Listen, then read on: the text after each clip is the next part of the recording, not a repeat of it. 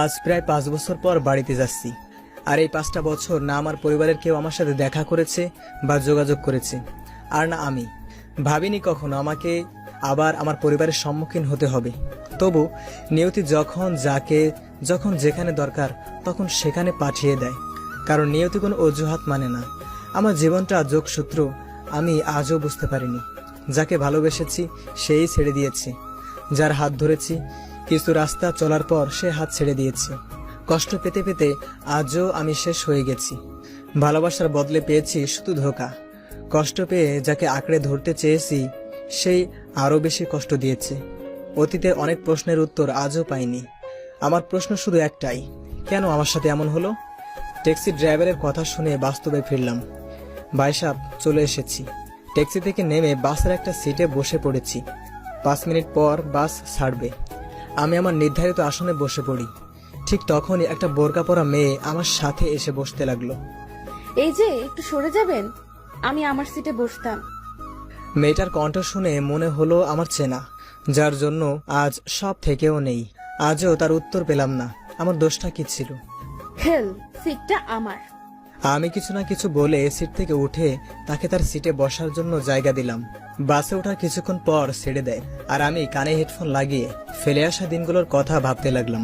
কতই না আনন্দের ছিল শৈশবের সেই দিনগুলি। কিশোর, কিন্তু যৌবনের বয়সটা যে আবেগের আর কষ্টের হবে তা বুঝতেই পারিনি। আপনারা হয়তো কিছুই বুঝতে পারছেন না। তাহলে চলুন ঘুরে আসি আমার ফ্ল্যাশব্যাকে। আমার নাম হলো সাইফুল ইসলাম পারভেজ, মা বাবার একমাত্র ছেলে। তবে এটা ভাববেন না আমি তাদের একমাত্র সন্তান। যদি তা ভাবেন তাহলে ভুল করবেন, কারণ আমার একটা আদরের ছোট বোন আছে। ওর নাম ফাহিমা আক্তার তন্নি।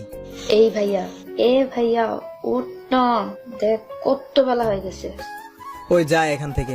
সারাক্ষণ খালি মশার মতো কানের কাছে ঘ্যান ঘ্যান করা ছাড়া তোর আর কোনো কাজ নেই? কি আমি মশা? দাঁড়া, তোর ব্যবস্থা করতেছি। তোর যা করার করে নেই। এখন আমি তোর ভাবিদের সাথে ঘুমের মধ্যে রোমান্স করব। তোর রোমান্স বের করতেছি। এই বলে আমার উপর বিনা মেঘে বৃষ্টিপাত হতে লাগলো।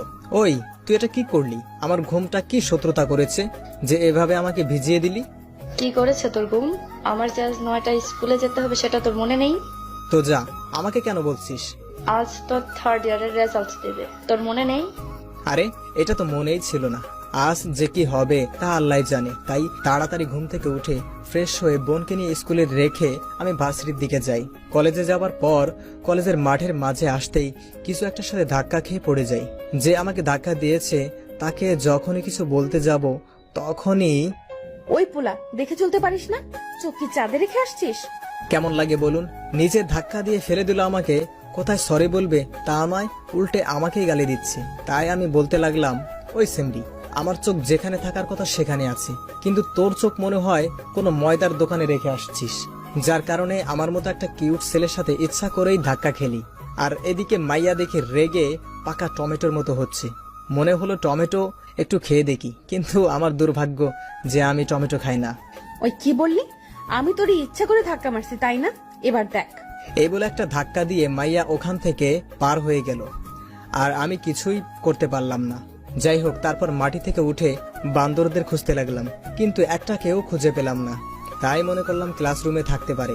ক্লাসরুমের দিকে যেতেই দেখি সব কয়টা বাদর মোবাইলে কি যেন দেখছে, আর হাসতে হাসতে মাটিতে পড়ে যাচ্ছে।